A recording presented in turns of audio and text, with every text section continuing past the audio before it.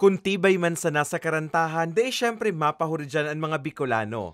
Kaya sa Season 9 kan urugmahan karantahan asin tarbangan o OKT kan Ako Bicol Party List, ang mga matitibay na singers sa riyon ang naglalaban-laban. Binanga sa duwang kategorya ang kompetisyon. In an adult asin pwede pa kami category. May Gikan Albay, Sorsogon, Catanduanes, Camarines Sur, Camarines Norte, asin Masbate. Alagad sa hure, ang 47 anyos na amaturistang breadwinner kan Castilla Sorsogon na si Roberto Mabuhay ang nag-uli kan kampyonato sa Pwede Pa Kami category. Ang kantang May Bukas Pa ni Rico J. Puno ang sa iyang naging winning piece. Buhay, tutulungan ka ng Diyos na may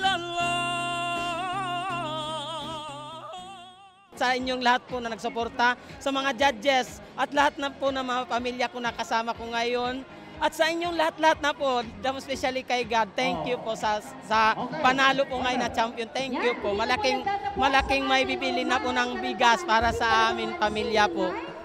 Ang 20 anyos naman na Chubby Beretera kan Camarines Norte na si Christine Claire Alperto ang binistong kampyon sa adult category. Ang kantang Kahit Isang Saglit ang sa iya man na naging winning piece.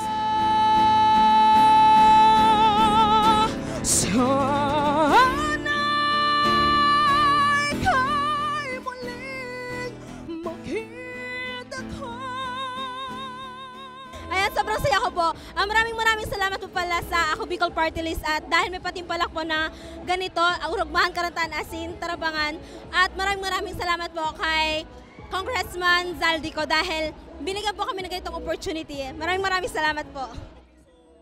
Para sa chairman kan mga hurado na si Leo Eva Ripola, interong matitibay ang mga kabali sa kompetisyon. Alagad sa gabos na matitibay, talagang igwang maangat na pinatunayan ni Christine Claire asin Roberto. It's really true what they say about us, not just Bicolanos, about us Filipinos, that we are a musical people, we are a singing people. And nakakataba ng puso to see people loving music and loving to sing. And I could say that all of them did well. All of them knew, all of them were prepared, and they just enjoyed the music. Labi man ang kaugmahan ni Ako Bicol Party List Representative Attorney Jill Bungalon na naging matrayumpo ang kompetisyon. Sabi niya, ang OKT sarong patunay kung gurano katitibay ang mga Bicolano o rugnakon sa karantahan. The winners, the contestants, nagkaigwasindan ni nakusog nin buot na mag-intra pa sa mga darakulang kompetisyon, lalong-lalo na duman sa Metro Manila. So that's why part man ka sa tuyang advokasya, no, to showcase the talent. That's why pinagsasabi ta, we say yes to Bicol Pride. No, aram po rin do, kagustuhan po ni Congressman Zaldico na magkaigwa kita ning sarong kompetisyon, no, when it comes to singing. Siguro dadagdagan ta pa no, ng ibang talento sa pagsayaw.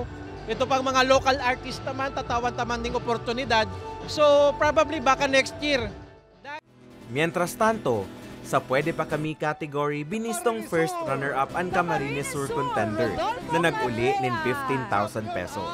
Second runner-up ang Albay contender na nag-uli nin 10,000 pesos. Daima nag-uling luhaan ang mga pinalad na contestants dahil may pigpa 5,000 pesos man ang mga ini. Mantang sa adult category, first runner-up naman ang Masbate contender na nakaresibe nin 20,000 pesos. Second runner-up ang Albay na nag-uli man nin 15,000 pesos. May consolation prize man na 8,000 pesos. Para sa mga baretang tatak Bicol, Carmelo Balia.